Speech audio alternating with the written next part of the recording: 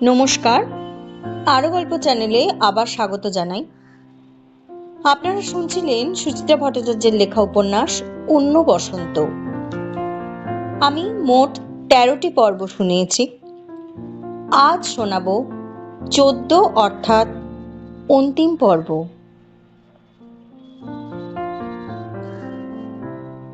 এক মনে কাজ করে চলেছে অভিমন্যু।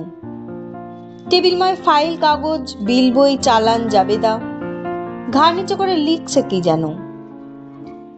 এতই তন্ময় যে তন্নিষ্ঠা এসে দাঁড়িয়েছে দরজায়, খেয়ালই করছে না। তন্নিষ্ঠার একটুক্ষণ নির্নিমেষ দেখলো অভিমন্যুকে, তারপর আধফোটা স্বরে বলল, আমি এসেছি। চমকে তাকিয়েছে অভিমন্যু। ক্ষণিকের জন্য কি একটা খেলে গেল তার চোখে। বিদ্যুৎও নয়, তুফানও নয়, তার চেয়েও তীব্র কিছু। ক্ষণপরে পুরো কাচের ওপারে কালো চোখের মণি দ্যুতিহীন। ডটপেন বন্ধ করে অভিমন্যু শান্ত স্বরে বলল, ও তুমি এসো। একটু আগে পৃথিবী আধার করে বৃষ্টি নেমেছিল। বেশ খানিক ঝরিয়ে এখন বিশ্রাম নিচ্ছে আকাশ। মাটি থেকে ভাপ উঠছে, একটা গরম ভাপ। বাতাস নিশ্চুপ হয়ে গেছে।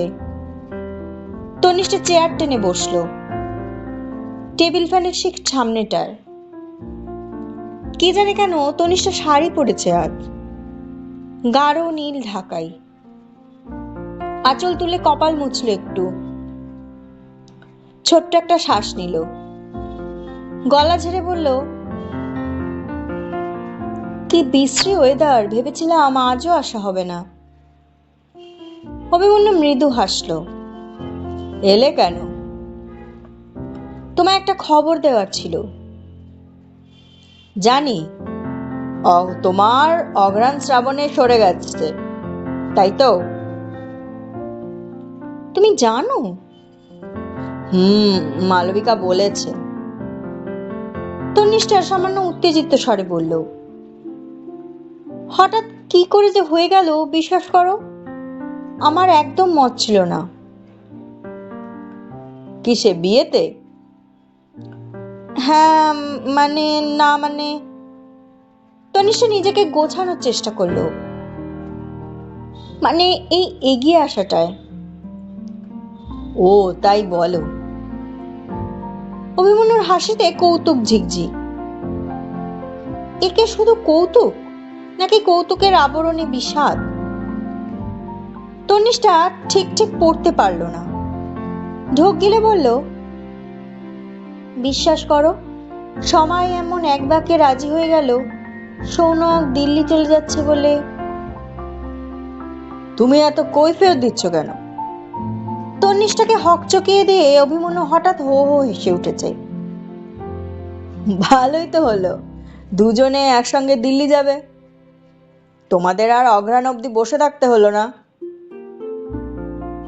তনিষ্ঠা ভেতর থেকে ম্রিয়মাণ হয়ে গেল।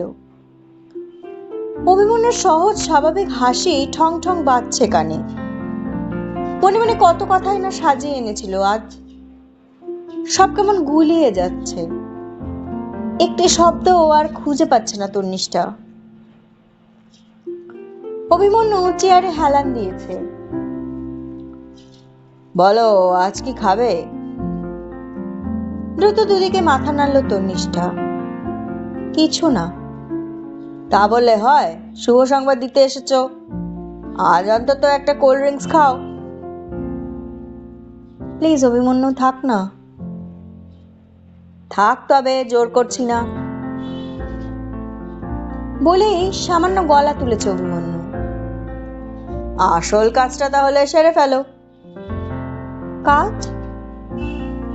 আকাশ থেকে পড়লে যে, তুমি আমায় নেমন্তন্ন করবে না? তনিষ্ঠার গলা প্রায় বুঝে এলো। করলে যাবে তুমি? কেন যাব না, নিশ্চয়ই যাব, কবজি ডুবিয়ে খাবো। অভিমন্যুর স্বরে মজা, চোখ নাতাচ্ছে। বিয়েতে কি নেবে বলো? টেবিল ফ্যানের মুখ তন্নিষ্ঠার দিকেই ফেরানো, তবু ঘামতে শুরু করেছে তন্নিষ্ঠা। সত্যি গলা শুকিয়ে গেল, জিভ যেন ব্লটিং পেপার। অভিমন্যু আবার চোখ নাচাচ্ছে। বলো, কি গিফট তোমার পছন্দ?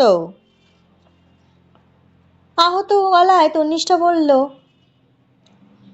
আমাকে গিফট দেওয়ার জন্য এত ব্যস্ত হয়ে পড়লে কেন? বা, উপহার দেব না, এমনি এমনি খেয়ে আসবো? যা চাইবো তাই দেবে। আকাশে চাঁদ পেরে দিতে বললে হয়তো পারবো না। সেই পারফিউমটা দিও যেটা তুমি বানাচ্ছিলে। নিমেষে মিয়ে গেছে অভিমন্যু। তনিষ্ঠার দিকে স্থির তাকিয়ে রইল দু এক পল, চোখেতে চোখ নামিয়ে নিল।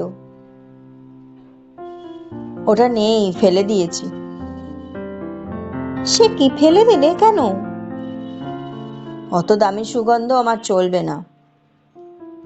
তাহলে তৈরি হওয়ার আগেই? ওটা হতো না। কি করে বলছো?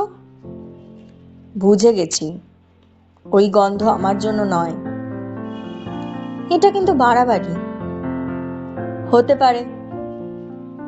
অভিমন্যু অন্যমনস্ক স্বরে বলল, ভাবছি পারফিউমের ব্যবসাটাই এবার তুলে দেব। কেন? আর পোষাচ্ছে না। প্রতিবেশীরাও আপত্তি জানাচ্ছে, আমার পারফিউমের চড়া গন্ধ কারু সহ্য হয় না। তো কি করবে এখন? চাকরি করব, 10টা 5টার ঘানিতে জুতে দেব নিজেকে। আর তোমার সেই স্বপ্নের সুগন্ধি? স্বপ্ন হয়েই থাকবে, ইচ্ছে হয়ে মনের মধ্যে। ও। তনিষ্ঠা মুখ ঘুরিয়ে নিল। কান্না পাচ্ছে হঠাৎ, উথাল পাথাল করছে বুক। হৃৎপিণ্ড ফুসফুস সব যেন দুমড়ে মুচড়ে যাচ্ছে। অভিমন্যু কি একটি বারের জন্য বলতে পারে না, এ বিয়ে তুমি করো না তন্নিষ্ঠা? একবারও বলবে না, এসো আমরা দুজনে মিলে পৃথিবীতে সেই সুগন্ধটা আনি? তীব্র দাহের পর প্রথম বৃষ্টির ছোঁয়ায় বুনো লতায় যে গন্ধ ওঠে। কলেজে দেখা খ্যাপা ম্যাজিশিয়ানকে কি নিষ্ঠুর প্রতারক মনে হচ্ছে এখন। ফেটে পড়বে তন্নিষ্ঠা, ভেঙে পড়বে। কিছুই করলো না তন্নিষ্ঠা। আস্তে আস্তে উঠে দাঁড়ালো। পায়ের জোর কমে গেছে, হাঁটু কাঁপছে থরথর। তবু প্রাণপণে অচঞ্চল রাখছে নিজেকে। বেরিয়ে আসছে খুরপি ঘরখানা থেকে, আর ফিরে তাকাবে না। পারল না। দরজা পেরোতে গিয়েও থেমে গেল সহসা। আচমকা টান পড়েছে আঁচলে, কোথায় যেন আটকে গেছে শাড়ি। তনিষ্ঠাকে আঁচলটাকে ছাড়িয়ে নেবে? অভিমন্যু কি এখনো উঠে আসবে না? তখনই কোত্থেকে যেন এক মায়াবী কোকিল ডেকে উঠল, এই ঘোর আষাঢ়েও। ডাকছে ডাকছে। আশ্চর্য এক বনগন্ধে ভরে গেল মেঘলা দুপুর। বাইরে বৃষ্টি নেমেছে, রিমঝিম রিমঝিম। শেষ হলো লেখিকা সুচিত্রা ভট্টাচার্যের লেখা উপন্যাস অন্য বসন্ত। আশা করি এই উপন্যাসটি আপনাদের ভালো লেগেছে। মোট 14টি পর্বে এই উপন্যাসটি শেষ করলাম। এই প্রত্যেকটি পর্বই আমার চ্যানেলে প্লেলিস্ট করা আছে, আপনারা যারা শোনেননি অবশ্যই শুনে নিন। আর চ্যানেলটাকে অবশ্যই সাবস্ক্রাইব করে দিন। আপনাদের মতামত কমেন্ট বক্সে লিখে জানান। ধন্যবাদ।